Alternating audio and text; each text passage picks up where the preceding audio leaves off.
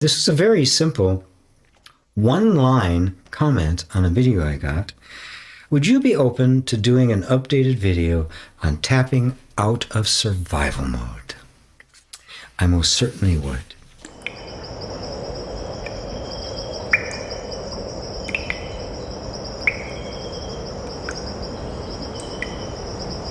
Hello, hello, hello, hello, and another hello. It's GP here, the Tappist monk. By the way, it's a tapping video, so tap, damn it. Start tapping. So whenever I do a tapping video, I invite everybody to just tap, even when I'm talking. I got a very simple comment. I'm going to stop tapping when I do this. I'll get back to tapping in a minute. Because remember, the tapping is working even while we're not doing the official cognitive stuff. In some regards, the cognitive stuff, even though it's kind of almost entertainment, it keeps the mind busy while this does the real work. Sorry, I don't mean to belittle it, because it is part of the process. But this is actually telling, the only message that matters is to the body is you're safe. You can let go of what you're holding on to. This up here, the cognitive, the talk stuff, it can direct it, but it doesn't even need to do that. So anybody who's gone to any of the programs in EFT, you'll find that the person who might be working with the one who's leading the event on stage may be working on an issue completely different from yours, and you'll get results. They call it surrogate tapping. Well, why is that? Because the tapping doesn't care about what's being said. It's just, oh, I have permission to work. Good. I want to discharge the energy of trauma and wound and pain that has been caught in the body. Anyway, this is a very simple one-line comment on a video I got, because it was an old one. And I'm looking at all the old tapping videos I did to see if they need to be updated. The answer is, from a technical point of view, absolutely. From a haircut point of view, absolutely. And it's one line, one question. Would you be open to doing an updated video on tapping out of survival mode? I most certainly would. So, while you're tapping, again, we don't have to do formal EFT. I may do some, I may not. Lately, I've not even been asking people to repeat what I say. I may not. It depends. I let the energy lead. And the more I do this, the more I let the energy lead.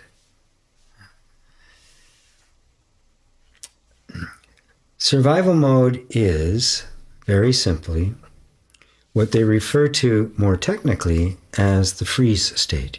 Fight, flight, and freeze. It means that you're stuck in a place where you cannot get out of the state where there's an assumption of persistent danger. That's what it is.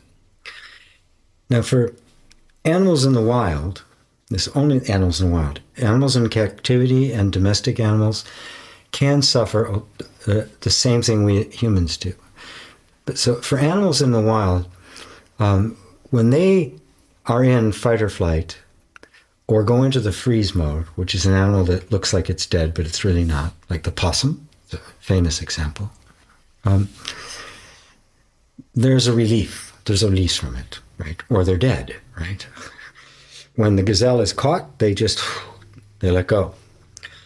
And that triggers a response where they're dead. And either the predator is going to lose interest because they require resistance as part of their aggression, or they're going to kill it, and it has the effect of the critter just doesn't feel the pain of its own death. So it serves two functions. If, though, the predator loses interest and walks away, the animal will come out of the freeze state back into fight or flight The vigilance will be there. If the predator is nowhere to be found, it'll come up. It'll shake off that state of freeze, sometimes very violently, take off, right, because it's still alert, and then find its way back to safety.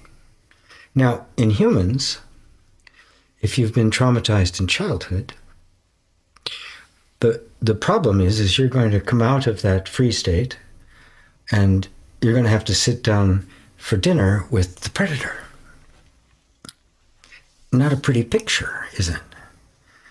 So you never really get back to that place of safety, or not for very long.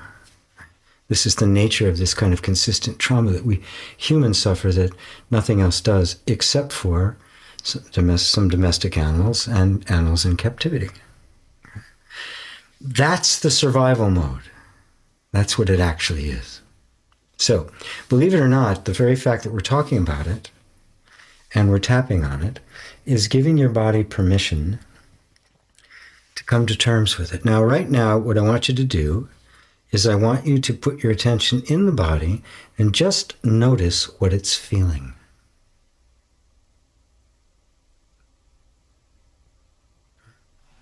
I want you to let go of your desire to get rid of that, get rid of it. How do I get out of survival mode? You can't think your way out of it. You can't feel your way out of it. You can't even tap your way out of it. Any more than you had control over getting into it, you have no control over getting out of it. You have to create a safe environment where the body itself can detect enough safety that it begins to come out of its frozen state. That's all we're doing. We're creating a consistent environment of safety. That's all we're doing. Which means there's not a lot of mental activity you need to do. And the emotional stuff is just no, I'm afraid. Yeah, okay. Of course. In this case, because it's, traumatic fear, the fear doesn't really have a source, does it? That's what happens. There's just this fear, and we get older and it's not really there anymore. It's just an assumption of a fear, and there's nothing really afraid to be. So look around the room right now and notice that right this moment, there isn't any really, there's no real physical threat to the body. And just notice that. And take a breath. Okay, good. That's real information for your body. There's no lion here, there's no bear. The wolf isn't at the door.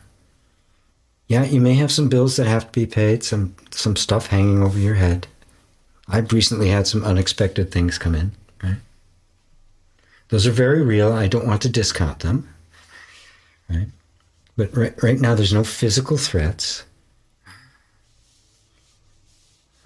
So we want to just allow it to get everything to get into perspective.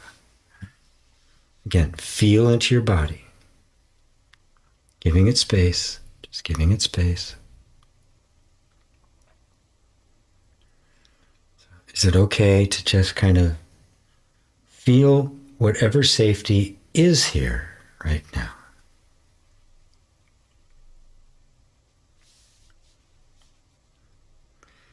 And also feel your very natural desire to move out of survival, out of simply fight or flight, and into a state of more like home, security, safety, expression, fun, community, friends, right? The place of fullness and thriving.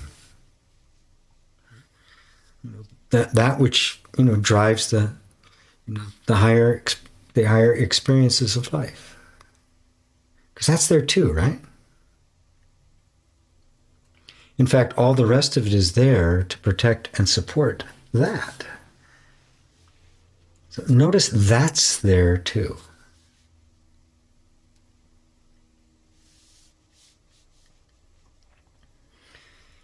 And then notice that they can both be there at the same time.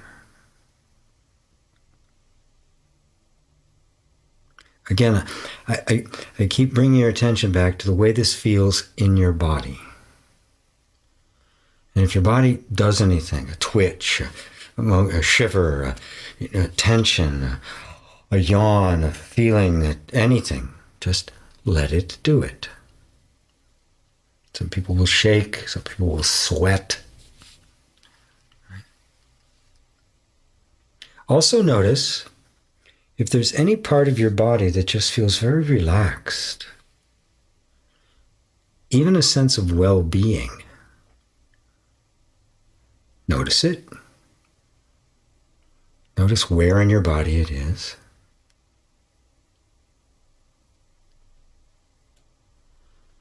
If that tension around survival mode, if that's localized somewhere, notice where that is. We don't have to analyze this. Notice I'm not saying, is that the first chakra or the sixth chakra? It really isn't important. I'll sometimes use that. Right? But the body really knows everything already. Right? I don't really need to. Your body knows the whole thing.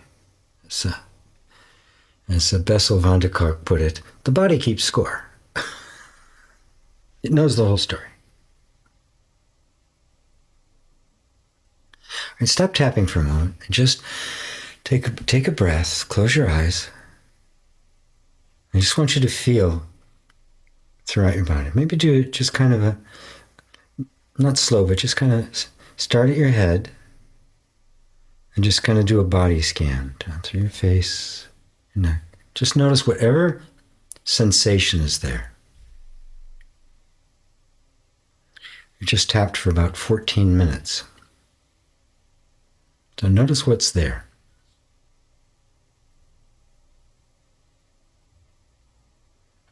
You may feel a tingling in the skin. There's some places where it's intense. You may have noticed energy move. And I'm going to invite you to listen to this whole video again. I will put a chapter in here for where I kind of more formally go into a tapping, which is as formal as I get these days. But if you listen to the entire thing, because even understanding what's actually happening, and that we're trying to bypass our normal way of thinking about things, we're trying to bypass thinking altogether. So the body gets its opportunity to do what it knows how to do, and in fact, only it can do. Our minds cannot release the very primal traumatic experiences that are stored in the body. So, take another breath. And even after I end this video, I just see if you can sit for a while. Don't go on to the next video, even if there's a suggestion. Just stay with it for a little bit and just really let yourself become attuned to the subtlety of the feelings that are going on. And then even bring up that word again, survival mode, and see what that feels like. And see if it's still as, see if it's even still the right word. And you'll have an intuitive sense of, well, it's not quite survival mode. It's something different. Or yep, that's exactly the right term. Right? 'Cause we want the body to even drive our language. So, I love you all. Thank you, dear friends. Namaste.